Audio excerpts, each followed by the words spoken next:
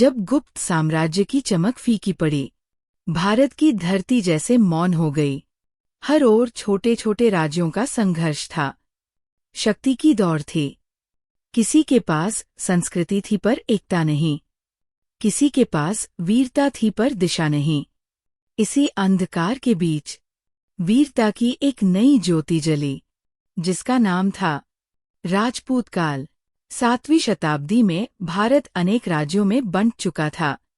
उत्तर में प्रतिहार, पश्चिम में चालुक्य, मध्य में परमार और दक्षिण में पल्लव। हर क्षेत्र अपने गौरव में मग्न था, पर कोई साझा नेतृत्व नहीं था। भारत का नक्शा अब साम्राज्य नहीं, बल्कि टुकड़ों की कहानी बन चुका था। इसी बिखरे हुए भारत में उभरे एक योद्धा वर्ग, जिन्होंने खुद को राजपुत्र कहा, राजा के पुत्र। पर अर्थ सिर्फ वंश नहीं, एक संस्कार, एक ऐसी सोच जो भूमि, धर्म और मान की रक्षा के लिए जीती और मरती थी। यही थे राजपूत। राजपूतों की उत्पत्ति की कथा अद्भुत है। कहते हैं, माउंट आबू की अग्निकुंड से 4 योद्धा वंश प्रकट हुए, प्रतिहार, परमार, चौहान और चालुक्य। 4 अग्निकुल, 4 दिशाओं के रक्षक। युद्ध की ज्वाला से जन्मे ये वंश मध्यकालीन भारत की आत्मा बने। सबसे पहले उभरे प्रतिहार, जिनका अर्थ था सीमा रक्षक। नागभट्ट प्रथम ने अरब आक्रमणों को रोककर इतिहास में अमरता पाई। कन्नौज उनका केंद्र बना और भारत की उत्तरी सीमा उनकी ढाल। वे न केवल योद्धा थे, बल्कि संस्कृति के संरक्षक भी। मालवा के हृदय में उदय हुए परमार, धारा नगरी उनकी राजधानी थी, जहां विद्या और कलाओं का पुनर्जागरण हुआ। राजा भोज, जिनका नाम आज भी ज्ञान और निर्माण का प्रतीक है, उन्होंने युद्ध जितने ही सुंदर मंदिर भी बनाए।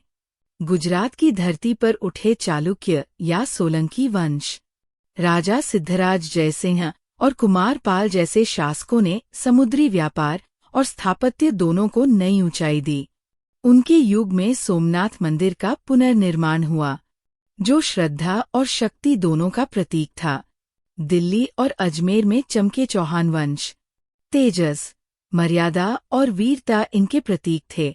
राजा अजयराज और फिर पृथ्वीराज चौहान ने दिल्ली को गौरव दिया। इनका राज्य केवल भूमि नहीं, सम्मान का किला था। पृथ्वीराज चौहान, वीरता का पर्याय। किशोर अवस्था से ही अद्भुत योद्धा और कुशल प्रशासक। उनकी तलवार में न केवल शक्ति थी, बल्कि स्वाभिमान की ज्वाला भी। उन्होंने विदेशी आक्रमणकारियों को भारत की मिट्टी से दूर रखने की शपथ ली थी। 1191 ईस्वी, तराइन का प्रथम युद्ध, मोहम्मद गौरी का आक्रमण और पृथ्वीराज चौहान का प्रतिकार। राजपूतों की तलवारें चमकीं और गौरी की सेना भाग खड़ी हुई। भारत ने अपनी सीमाएं बचा लीं, पर ये विजय स्थायी न रही। अगले वर्ष 1192 में वही मैदान, वही शत्रु, पर इस बार परिणाम उल्टा था। गौरी ने धोखे और रणनीति से पृथ्वीराज को पराजित किया। भारत की नियति बदल गई। दिल्ली का द्वार खुल गया। ये हार केवल एक राजा की नहीं, बल्कि एक युग की थी। राजपूतों ने वीरता की मिसाल दी, पर उनकी एकता की कमी ने भारत को असुरक्षित बना दिया। हर राज्य अपने गौरव में बंधा रहा, जबकि विदेशी सेनाएं एकजुट थीं। फिर भी राजपूतों की परंपरा मरना पर झुकना नहीं आज भी अमर है। राजपूतों ने सिर्फ युद्ध नहीं, कला भी रची। किले, मंदिर, चित्रकला, साहित्य, हर जगह उनकी छाप है। चंद बरदाई का पृथ्वीराज रासो, मेवाड़ के दुर्ग, भोज का स्थापत्य, ये सब बताते हैं कि जहां तलवार गिरी, वहीं संस्कृति भी खिली। और अब जब राजपूतों की सीमाएं कमजोर हुईं, तो पश्चिम से उठी एक नई शक्ति। अरब व्यापारी नहीं, योद्धा बनकर आए।